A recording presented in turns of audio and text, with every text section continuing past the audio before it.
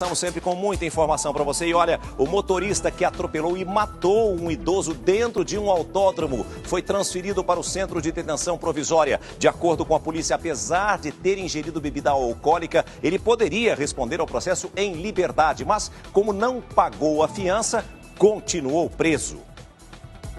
A vítima, Laurindo Cândido Pinheiro, de 64 anos, fazia caminhada no gramado quando foi atropelado por um carro que participava de um racha autorizado pela prefeitura dentro do autódromo de Interlagos, na zona sul de São Paulo. Perdemos um pedaço nosso, meu irmão maravilhoso. Ele ajuda, ele era...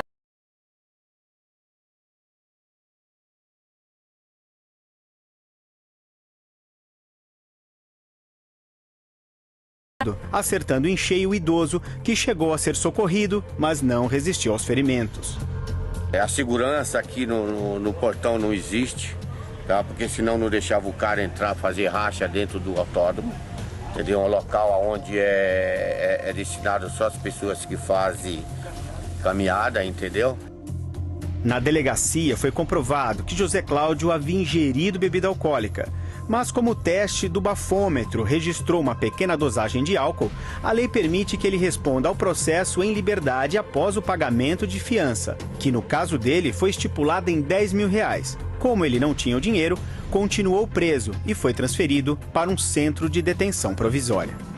E o filho do cirurgião plástico Ivo Pitangui, que também se envolveu em um acidente de trânsito, foi transferido para um presídio. Ele continua preso por embriaguez ao volante e por atropelar e matar um operário. Veja.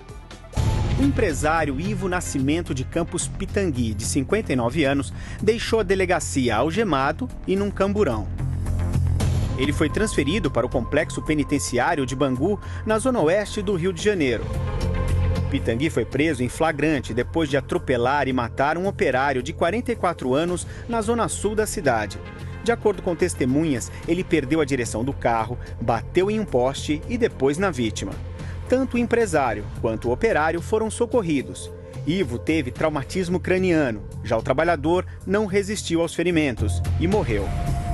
De acordo com a polícia, Pitangui foi indiciado por homicídio culposo quando não há intenção de matar e embriaguez ao volante. O empresário, que é filho do renomado cirurgião plástico Ivo Pitangui, tem 70 multas e 240 pontos na carteira de habilitação, 14 das multas por embriaguez ao volante. No sábado, a Justiça negou o pedido de habeas corpus para que o empresário pudesse responder ao processo em liberdade. Olha, de uma maneira geral, a imprensa tem tratado esse caso de uma maneira muito delicada e muito superficial. Não sei se por tratar-se de uma pessoa que é filho de uma grande celebridade, de uma pessoa que sempre levou o nome do Brasil, né, de uma forma grandiosa para todo mundo, o Dr. Ivo Pitangui, que merece todo o nosso respeito, mas uma pessoa que tem 14 boletins de ocorrência, né, 14 infrações, exatamente por dirigir alcoolizado, não é? Realmente esse país, como eu sempre digo aqui, nós precisamos de uma lei severa e precisamos mudar essa legislação o mais rápido possível, porque senão muitas outras pessoas como este operário, pessoas inocentes, trabalhadoras e dignas e honestas e que não são alcoólatras, vão continuar perdendo a vida da mesma maneira que esse trabalhador perdeu a vida dele, né? Sem saber nem o porquê, através de acidentes de trânsito. Então isso precisa mudar o mais urgente possível, na minha modesta opinião. E uma mulher foi resgatada por policiais depois de ser sequestrada pelo ex-namorado. De acordo com a polícia, o suspeito já teria cometido esse tipo de crime com outras 3 vítimas. Acompanhe. Essa mulher tem medo de mostrar o rosto.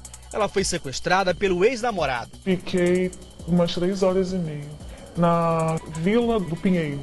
O ex-namorado, Marcelo Silva, armou uma emboscada para a mulher de 43 anos. Ligou para ela marcando o encontro na Vila do João, no Complexo da Maré, com a desculpa de uma possível reconciliação. O tempo todo me ameaçando, me dando tapas na cara, falando para eu colaborar, fazendo várias ligações. Os pais foram os primeiros a saber do sequestro, que aconteceu na madrugada do último domingo. Marcelo ligou para a família, queria R$5 mil de resgate. Os pais agiram rápido e procuraram a polícia. O homem entregou a jovem e conseguiu fugir. A prisão dele já foi decretada pela justiça. Segundo a polícia, para conseguir comprar drogas, Marcelo costumava extorquir as namoradas. Já teria sequestrado pelo menos 3 companheiras, em São Paulo, Minas Gerais e em São Gonçalo. Marcelo e a vítima estavam há quase 5 anos juntos, mas ele é usuário de drogas e não trabalhava. E uma briga de casal terminou em morte. Marido e mulher estavam em um bar quando brigaram por ciúmes. Em casa, a esposa, com medo de ser agredida, chamou a polícia. O marido teria tentado agredir os policiais e foi baleado. Os moradores do condomínio ficaram revoltados com a atitude dos policiais. No meu entendimento, o policial não despreparado totalmente, porque como que um policial ataca qualquer cidadão, um cara com arma branca? PMs desta base, que fica em frente ao condomínio em Santo André, na região do ABC, foram chamados por causa de uma briga de casal. Esta cozinheira, que não quer ser identificada, disse que estava sendo ameaçada pelo marido por causa de ciúme. Ela já havia registrado diversas queixas na polícia contra o marido por agressão. Segundo a esposa, o ajudante de caminhoneiro Lorival Bispo do Nascimento, de 36 anos, era usuário de cocaína e tinha problemas com bebida. Alertada do perigo que corria, ela pediu ajuda aos policiais que estavam na base. Estas imagens do prédio ao lado mostram a mulher e os PMs caminhando em direção ao condomínio. 1 minuto depois, outro policial atravessa a rua correndo e arromba o portão ao ouvir o barulho de tiros. A mulher conta que quando entrou em casa, Lorival tentou atacá-la, mas foi salva pelos policiais. O ajudante de caminhoneiro foi atingido por 2 tiros no peito. Ele foi levado para o hospital, mas morreu enquanto passava por cirurgia. Lorival tinha 5 filhos. Vizinhos disseram que o socorro demorou. Os policiais realmente estavam todo mundo aqui, só que ele ficou agonizando mais ou menos uns 40 minutos lá em cima. De acordo com a polícia militar, Lorival também tentou atacar com a faca um dos PMs, que atirou para se defender. Uma família foi mantida refém na zona oeste de São Paulo. Um dos suspeitos era menor de idade e deu muito trabalho durante as 4 horas de negociação com a polícia. Vamos acompanhar. Assaltantes na mira da polícia. Pai, filho e filha na mira das armas dos bandidos. Foram quase 4 horas de tensão nesta casa do bairro da Lapa, zona oeste de São Paulo. Os suspeitos estavam em um carro roubado quando passaram pela rua, viram a família saindo pela garagem e decidiram assaltar. Um deles ficou no carro, os outros 2 entraram. O que o bando não sabia era que o veículo roubado tinha um rastreador e já estava sendo procurado. Quando os PMs avistaram o carro roubado, um dos bandidos fugiu. Os outros 2 fizeram a família refém. O assalto virou sequestro. Os policiais do GAT, Grupo de Ações Táticas Especiais, foram chamados e começou a negociação. Um dos sequestradores é menor de idade. O menor de idade praticamente que foi a grande problemática da negociação, né? Ele mostrava picos e queda no seu estado emocional. Tinha hora que ele falava que ele queria se entregar, tinha hora que ele gritava com o negociador, que falava que ia matá-lo. Tinha hora que ele voltava e queria a mãe dele, ou seja, ele era muito inconstante. Para se entregarem, os criminosos exigiram a presença das famílias. As mulheres dos suspeitos foram ao local a pedido da polícia. Os negociadores conversavam com os bandidos por uma janela. De longe, um atirador acompanhava a ação com os bandidos na mira. Já era noite quando os 2 sequestradores resolveram se render.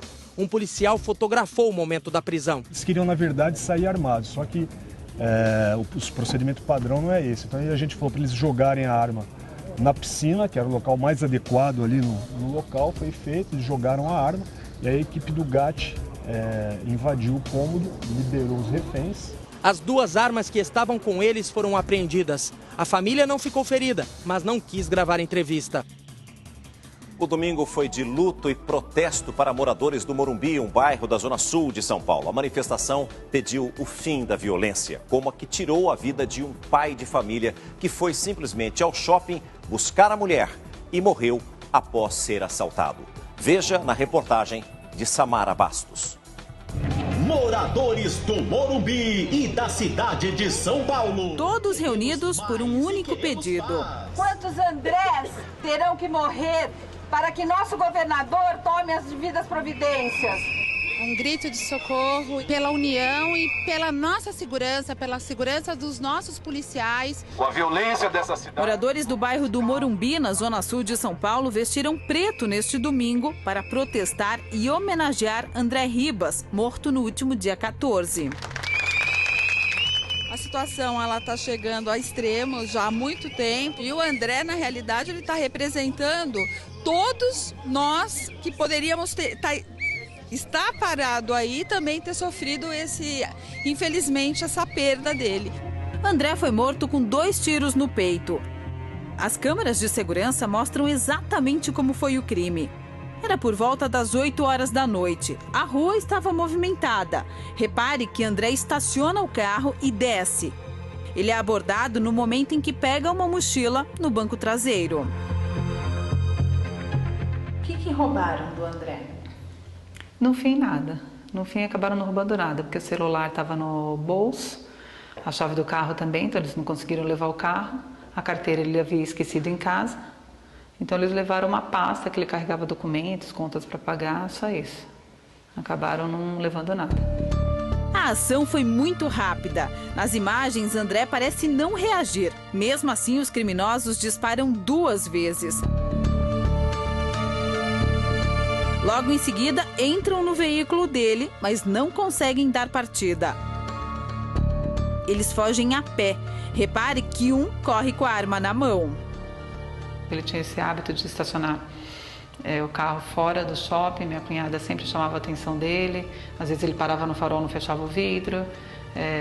Então, assim, ele era tranquilo. Eu acho que ele achava que nunca iria acontecer com ele, né? A gente viu que ele não reagiu.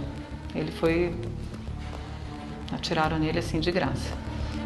André tinha marcado encontro com a esposa no shopping que fica na rua ao lado de onde o crime aconteceu. Nesse final de semana foi a primeira vez em que Cristiane voltou ao local onde o marido perdeu a vida. Infelizmente foi aqui, num lugar movimentado, às 7h45 da noite. Um lugar que ele nunca pensou que seria vítima de um latrocínio, com certeza. Segundo a Secretaria de Segurança Pública de São Paulo, no ano passado, a região do Morumbi registrou 21 homicídios e latrocínios. Este ano, eles contabilizam 3, incluindo o de André. Já não dá mais para continuar nesse ritmo que está crescendo, né? Sequestro relâmpagos. É uma loteria. Em algum momento pode ser você o sorteado. Com certeza, cada vez mais a gente está sob risco de ser sorteado nisso. A polícia não tem que multar, tem que patrulhar. A polícia não quis gravar entrevista, mas por telefone informou que suspeita que um dos criminosos é menor de idade. É cedo para falar ainda, mas provavelmente já pode ter passado por uma FEBEM, foi solto 3 meses depois e de repente vai ser pego agora e também vai ser solto daqui a 3 meses e vai fazer o mesmo que fez com o meu irmão. Essas pessoas têm que ser isoladas da sociedade. Espero que agora seja aprovado no Senado e que a impunidade não continue como está, não só na menor idade, assim como também aqueles que a polícia pega e são presos e depois a justiça solta, né? Que isso acontece também, todo mundo sabe. Então, assim, é revoltante, eu estou revoltada, minha vontade é sair desse país. Os pais de André também participaram da homenagem. A mãe estava inconsolada e preferiu não gravar entrevista. Desesperança, porque assim, você não consegue ver a saída, né? Você não consegue ver assim a solução para isso. O que a gente faz? A gente faz passeata, vai às ruas e aí cada um volta para sua casa e daí para frente, o que acontece? Nossa família está sofrendo muito. Eu tenho uma filha de 4 anos que hoje mesmo me disse: você não vai conseguir fazer com que eu fique menos triste. Porque todas as manhãs ela acordava e chamava o pai que cuidava dela pela manhã quando eu já tinha saído para trabalhar. Quantas Quantas vítimas ainda teremos? Quantas famílias ainda serão destruídas? Lamentavelmente, essa é a rotina do brasileiro, infelizmente. Olha, está preso um dos 18 policiais suspeitos de participação na maior chacina do ano na Grande São Paulo, em que 18 pessoas morreram. Alguns desses PMs prestaram depoimento ontem. Uma outra pessoa que não é policial também está na lista dos suspeitos. As investigações avançaram depois que sobreviventes do ataque mais violento, em que 8 pessoas morreram neste bar em Osasco, na Grande São Paulo, revelaram o que viram. No momento dos tiros, uma viatura da PM estaria a poucos metros do local. Depois, uma outra equipe de policiais teria recolhido as cápsulas das balas antes da chegada da perícia. Uma dessas testemunhas também reconheceu um dos atiradores por meio de uma foto, um policial militar. Tá aqui lembrando, cada dia que a gente olha para cada lado, é lembrar das pessoas que, meu irmão, dos meus amigos, né?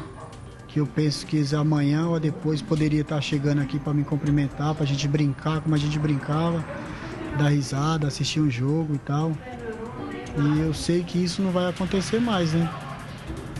Que eles se foram. Pelo menos um dos policiais militares já está preso administrativamente na corregedoria da PM. Os aparelhos de GPS das viaturas que estavam trabalhando naquela noite foram analisados e pelo menos 3 delas estavam com o aparelho desligado entre os horários das execuções. Depois da chacina, um grupo de PMs foi até esta casa noturna e pediu para que a entrada deles fosse registrada em um horário mais cedo. Para a corregedoria, eles tentaram criar um álibi. Neste domingo, o Centro de Comunicação da Polícia Militar publicou uma nota em sua página em uma rede social. A PM classifica os suspeitos como bandidos que integram temporariamente a corporação. E agora vamos direto para a Corregedoria da Polícia Militar, onde está a repórter Elaine Cortez, que traz as últimas atualizações e novidades sobre essa investigação. Bom dia, é com você, Elaine. Bom dia, César. Bom dia a todos. Olha só, a movimentação continua aqui na Corregedoria da Polícia Militar e ontem foi muito mais intensa, pelo menos 20 viaturas circulando por aqui, 11 policiais, portanto, prestaram depoimento, os depoimentos continuam, o policial permanece preso aqui administrativamente. Essa lista de suspeitos tem sido atualizada, ela pode modificar, mas a polícia já sabe, por enquanto, que são 19 suspeitos, sendo um civil casado com uma policial militar, sendo 2 cabos, 5 sargentos, 11 soldados, todos da região onde ocorreram os ataques. Portanto, Osasco, Barueri, apenas um em Sorocaba e os demais de São Paulo. César, a movimentação continua aqui e em breve a Corregedoria e o DHPP devem divulgar as prisões. César. Obrigado, Elaine. Olha, uma outra hipótese investigada agora é de que as mortes começaram dias antes. Imagens inéditas mostram os últimos momentos de uma das vítimas. Veja. Essas imagens exclusivas foram o último registro do auxiliar de estoque Diego Pereira com vida. O vídeo de uma câmera de segurança mostra que ele caminha ao lado de outros 2 homens. Se despede e entra sozinho em uma rua de terra. Foi neste local que Diego foi assassinado. Ele é uma das 6 pessoas mortas em Osasco entre os dias 8 e 9 de agosto. 5 dias antes da chacina que deixou 18 mortos na região. Assim como na chacina do dia 13 de agosto, os assassinatos também estão cercados de mistério.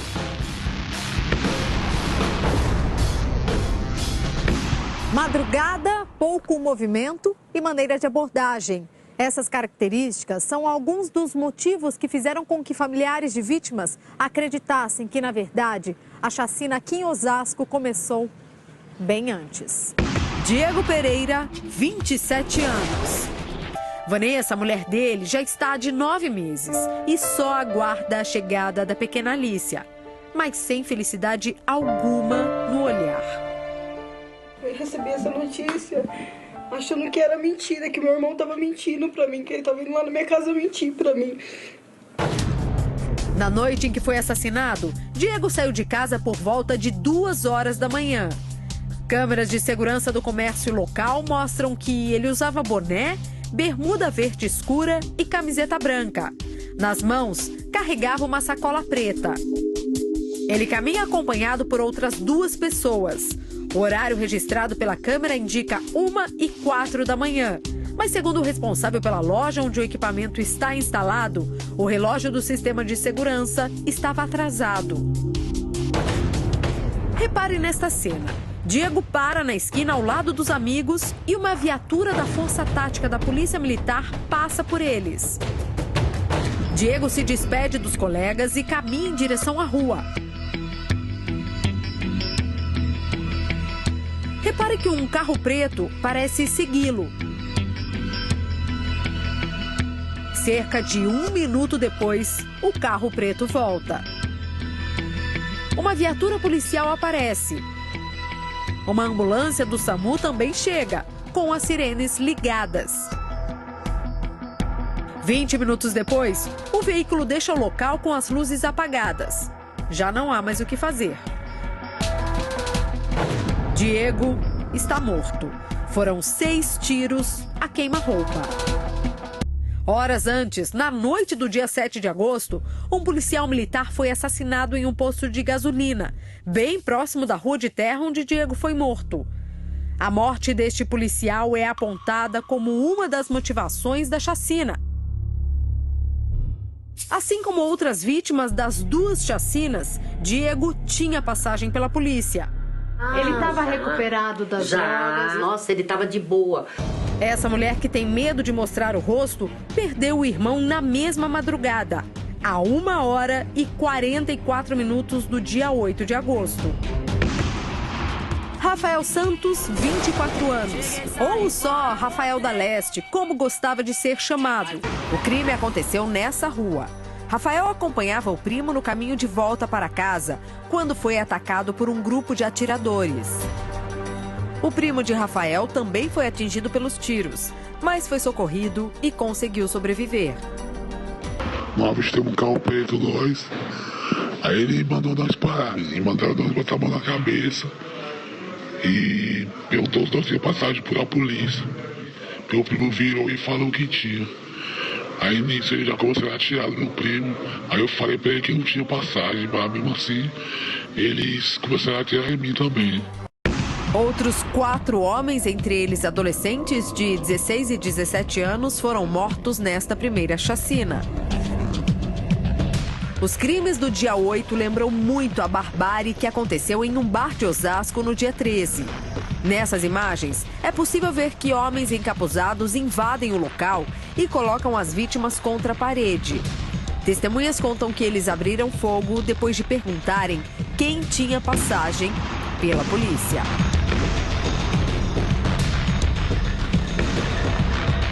Em nota, a Secretaria de Segurança Pública de São Paulo afirmou que os homicídios ocorridos nos dias 8 e 9 estão sendo investigados pela Polícia Civil de Osasco e que não comprovou até o momento que haja qualquer relação com a sequência de mortes do último dia 13. O ouvidor da polícia, Júlio César Neves, acredita que a ligação entre os crimes é clara. Para o ouvidor, as chacinas foram uma demonstração de força. Nós sentimos que esse grupo de pessoas que cometeu esses crimes no dia 8, eles queriam, de alguma forma, demonstrar alguma coisa. E até então, não houve repercussão nenhuma. Quando não houve repercussão dessas 6 mortes, ali no final de semana, fizeram um estrondo. As suspeitas recaem para um possível grupo de extermínio formado por policiais. Além do PM assassinado em um posto de gasolina em Osasco, outra motivação seria o assassinato de um guarda civil após uma tentativa de assalto em uma adega de Barueri, também na Grande São Paulo. A Secretaria de Segurança Pública tem uma lista de suspeitos. Agora também é preciso explicar se a chacina, de fato, começou com as 6 mortes registradas dias antes. Se assim for, seriam 24 assassinatos em apenas 6 dias. Tiraram a vida do pai deles. Agora, quem vai sustentar? Por isso que nós temos que achar quem matou para sustentar o filho que deixou.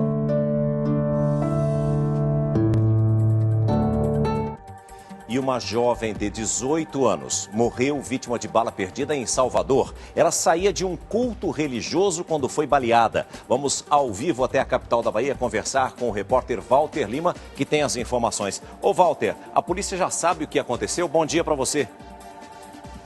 Bom dia, César. A polícia sabe, sim. De acordo com os investigadores, Daniela Rebeca de Magalhães foi baleada após um confronto entre facções rivais e criminosos na cidade de Lauro de Freitas, que fica aqui perto, na região metropolitana de Salvador. Ela chegou a ser socorrida para um hospital, mas não resistiu ao ferimento. Ela voltava para casa, ela tinha 18 anos, e voltava para casa na companhia do namorado após participar de um culto religioso. Voltamos ao estúdio do Hoje em Dia. Obrigado, uma ótima semana para você e para os nossos amigos da Bahia. Você não pode nem ir à igreja mais fazer suas orações, que você corre risco de vida, lamentavelmente. Um atirador foi preso em flagrante dentro de um baile funk. O suspeito matou um homem e feriu outras 2 pessoas. Ele nega que tenha dado os tiros. Acompanhe. A festa aconteceu em uma quadra dentro desta entidade de assistência social. Segundo a Polícia Civil, o local foi alugado para a realização do baile funk. Na hora do crime, uma viatura da Polícia Militar estava parada aqui na portaria. Os militares ouviram os disparos, entraram e conseguiram prender o suposto atirador. 3 pessoas ficaram feridas e foram encaminhadas para o hospital. Ademilson dos Anjos Oliveira levou um tiro nas costas e morreu. O revólver calibre 38 usado no crime foi apreendido. O suspeito é Sander de Jesus Magalhães Silva, de 23 anos, que já tem passagens pela polícia. Ele negou o envolvimento e disse que encontrou a arma no chão. Os outros 2 jovens baleados já tiveram alta e devem prestar depoimento. Ainda não se sabe o que motivou o crime. A Polícia Civil trabalha com 2 linhas de investigação. A primeira pode ser com relação ao tráfico de drogas. A outra linha é crime passional, já que é baile, é festa, né, namoradas, pode ser também. E agora eu chamo sua atenção para este caso. Uma prefeita que chamava a atenção pela beleza e pela pouca idade está sendo procurada pela polícia. O motivo é uma fraude milionária. A prefeita Lidiane Leite, da cidade de Bom Jardim, no interior do Maranhão, está foragida desde a semana passada. Ela tem apenas 25 anos e é acusada de desviar quase R$1 milhão destinados para a merenda em escolas municipais. Nas redes sociais, a prefeita chamava a atenção pelas fotos estilo ostentação. A operação da Polícia Federal prendeu ex-secretários da prefeita, incluindo o ex-namorado dela. Segundo investigações, Lidiane tinha conhecimento do esquema de desvio. Criticada por alguns seguidores, ela chegou a publicar que gastava o dinheiro dela como bem quisesse. E a polícia prendeu uma quadrilha suspeita de vender drogas dentro de um conjunto habitacional. Veja. Durante as 2 semanas de investigações, os policiais flagraram os suspeitos vendendo entorpecentes em uma das ruas de um conjunto habitacional, que fica às margens da Marginal Tietê, uma das vias mais importantes de São Paulo. O grupo foi abordado num apartamento. 3 jovens foram presos e um adolescente apreendido. Os policiais encontraram várias porções de drogas já separadas e prontas para a venda. Utilizam aqui os materiais rústicos, né, para fazer a mistura. E aí eles embalam, né, nesses Eppendorfs aqui e vendem, né? Ela fica pronta para o comércio, né, para o consumo, né? Também foram encontrados um computador e um rádio.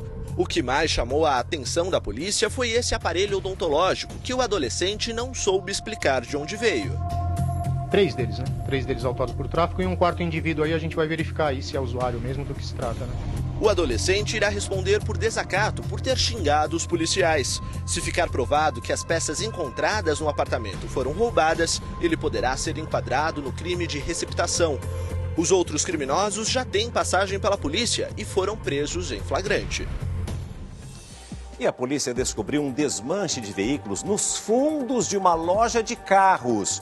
2 pessoas foram presas em flagrante. Quando a polícia chegou no desmanche, havia só a carcaça do carro. Todas as peças já tinham sido retiradas. O local fica nos fundos de uma loja automotiva na Vila Curuçá, zona leste de São Paulo. De acordo com a polícia, estavam na oficina Joseilson Pereira de Sá e Carlos Alberto Mafra Soares, que foram presos em flagrante.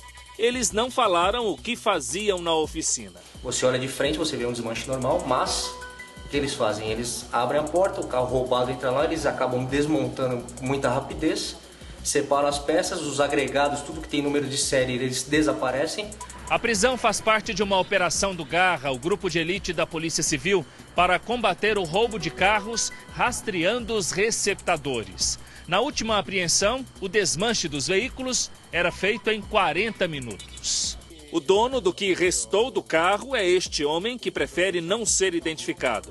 Ele estava com a família no trânsito em Osasco, na Grande São Paulo, quando 2 homens armados anunciaram o assalto. Quando eu fui mexer no GPS, acho que deu a luz, né? De repente, coisa de 1 minuto, os 2 elementos já veio, já bateram com a arma, com 38 provavelmente era. Ficou bem claro na minha mente, no para-brisa, mandou eu passar a carteira, celular, relógio que tivesse, e desce do carro. Ele não reconheceu os presos. Um parece muito com a pessoa, se não é ele, mas que é parente dele, é. Segundo o delegado do Garra, a perícia vai tentar a identificação das várias peças que também estavam na oficina. Com perícia, posteriormente, dá até para descobrir o número de série e assim ver se é roubado ou furtado. Olha, você achou essa história aqui um absurdo? Então preste atenção neste outro caso. A polícia prendeu um traficante que usava jacarés para intimidar quem tivesse dívidas com ele. Os animais ficavam confinados num poço na casa do suspeito. Veja. Foi nesta casa, em um bairro da periferia de Várzea Grande, cidade ao lado de Cuiabá, que foi preso o traficante Wagner Martins de Almeida, de 34 anos. A polícia militar estava em rondas pelo bairro quando abordou uma pessoa e depois chegou até o local. Wagner tinha drogas, dinheiro e uma espingarda de pressão. Após a prisão do traficante, a polícia descobriu a novidade. No quintal dos fundos da casa, esse poço, com mais de 7 metros de profundidade, onde ele cria jacarés. A suspeita é que ele utilizava tanto o poço quanto os animais para ameaçar os clientes devedores de drogas. A ocorrência foi inusitada para a polícia militar, que descobriu o poço e suspeitava até que o traficante teria jogado alguma vítima para os jacarés. A suspeita é que possivelmente, eles conduziam essas pessoas e apresentavam esses jacarés, caso não efetuasse o pagamento das drogas. Os policiais do Batalhão Ambiental e o gerente de fauna da Secretaria do Meio Ambiente usaram redes e um laço no resgate, mas o trabalho foi difícil, pois o poço teve que ser esvaziado com uma bomba. Depois de mais de 4 horas de trabalho, os 2 jacarés foram resgatados do poço. 41 crianças que estudam em uma escola particular do ABC Paulista foram internadas com infecção intestinal. 5 delas estão na UTI. Ainda não se sabe o que provocou o surto. Hoje, a água da escola, que permanece fechada, vai ser analisada. A escola ainda tenta entender o que aconteceu. Temos crianças que almoçam na escola, outras que nem lanche tomam na escola porque levam de casa. Na semana passada, alguns alunos começaram a apresentar sintomas de infecção intestinal, vômitos, diarreia, febre, e procuraram hospitais da região metropolitana e da capital. 5 delas chegaram com um quadro tão preocupante que foram internadas na UTI. Todas elas estudam nesta escola particular em Santo André, na Grande São Paulo.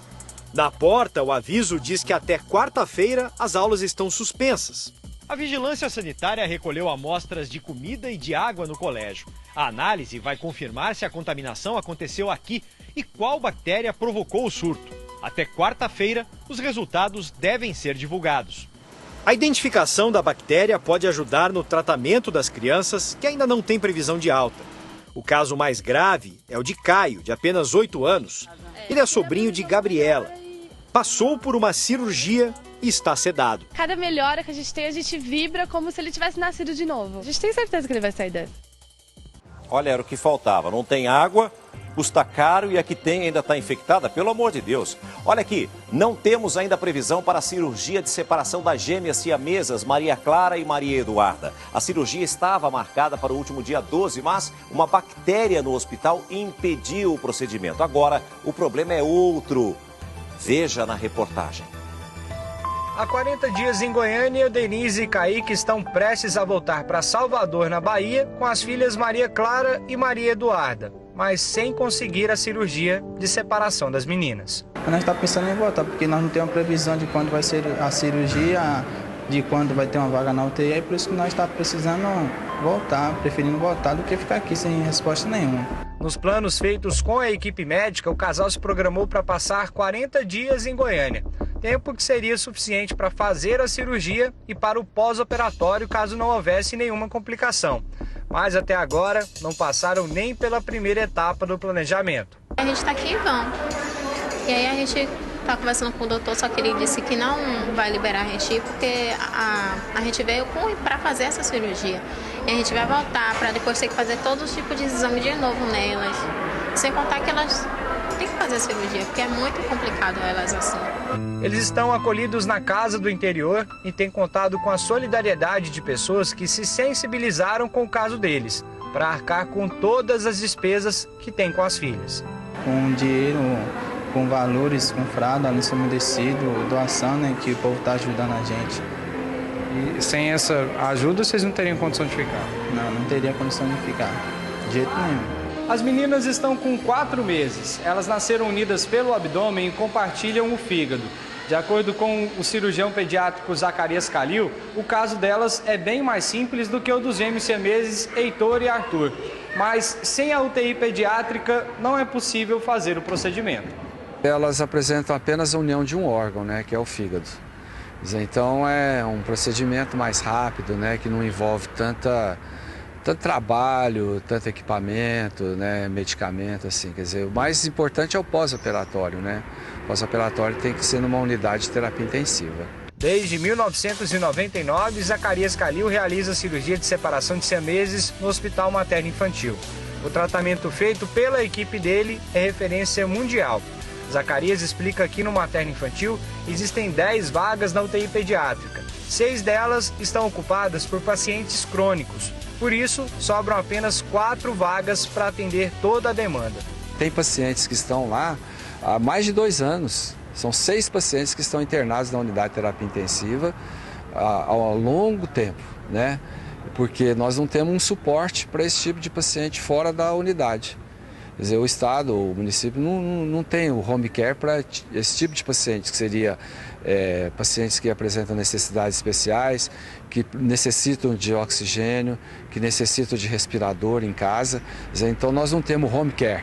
O diretor técnico do hospital disse que já passou o caso para a Secretaria Estadual de Saúde. Já estão se mobilizando para isso, para nos ajudar nessas transferências. Então, em breve já devemos ter alguma solução para esses pacientes que nós e nossa equipe da UTI consideram pacientes que dá para fazer um acompanhamento no home care, tá, para poder viabilizar e disponibilizar essas vagas. Enquanto a situação não se resolve, o sonho dos pais de verem Maria Clara e Maria Eduarda separadas está sendo adiado. A gente já era para estar no prazo de estar voltando para casa, a gente ainda está aqui no prazo de tentar fazer a cirurgia ainda. Nós já pensou muito em elas separadas, a gente já veio com os exames todo prontinho e até agora nada. Tomara que tudo se resolva o mais rápido possível. Olha, eu chamo a sua atenção para este caso que nós vamos apresentar agora, porque nós vamos querer exatamente a sua opinião.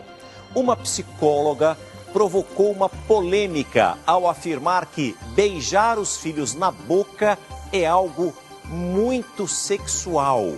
Até mesmo o presidente dos Estados Unidos, Barack Obama, beija a filha mais velha, Amália, na boca. Muitos famosos, inclusive, tem esse costume. Mas a psicóloga americana Charlotte Resnick, da Universidade da Califórnia, dos Estados Unidos, lança uma sombra de culpa sobre os pais. Ela afirma que o hábito de beijar as crianças nos lábios é muito sexual. Você está vendo aí diversos famosos praticando este ato, né? Por que ela diz isso? Porque a boca é uma zona erógena que pode ser estimulada e causar confusão nas crianças. Mas outros especialistas ridicularizaram o alerta da psicóloga e disseram que não há mal nenhum em demonstrar esse tipo de afeição. Você está acompanhando as imagens, você tem esse hábito ou você teve no passado, seus filhos já cresceram, você acha errado os pais beijarem os filhos na boca? Dá um selinho, sim ou não? Essa é a enquete do dia e para responder basta você acessar o site do programa r7.com/hoje em dia. Daqui a pouquinho nós vamos conhecer o resultado. Será que as mamães aqui costumam... Posso dar minha opinião, claro, César? Ana, por favor. Eu vou dar minha opinião. Eu não vejo problema algum. Demonstração de afeto e de carinho entre pais e filhos é algo maravilhoso. Ainda mais quando as pessoas não têm vergonha de expor isso. Já foi-se o tempo em que fazer um gesto de carinho era algo que não podia mostrar para os outros. Gente, que mal tem? Eu dou selinho assim no meu filho, não vejo problema algum nisso. É amor, é carinho de mãe. Mas o seu filho ainda é um bebezinho. Se seu filho fosse maiorzinho, assim, do tamanho da filha do Barack Obama, você vai continuar? Eu vou poder te responder lá, porque eu ainda não cheguei lá. Eu beijo minha filha na boca também, a Rafa. Também acho que é realmente um carinho, né? Ela adora, ela me beija, beija o rosto, beija a testa, beija a boca. É claro, né? Você não acha? E assim, é muito puro, né, gente? Pelo amor de Deus, você vê sexualidade, vê maldade num gesto que só tem amor. Ele pode crescer, pode estar com 30, 40, eu tô aqui, ó, beijando muito. Vai pensando. Minha esposa fazia isso no meu filho, hoje ele não quer saber. Ele fala, ai, para, isso aí me dá dor, tá? Não quero me beijar na boca de jeito nenhum. Olha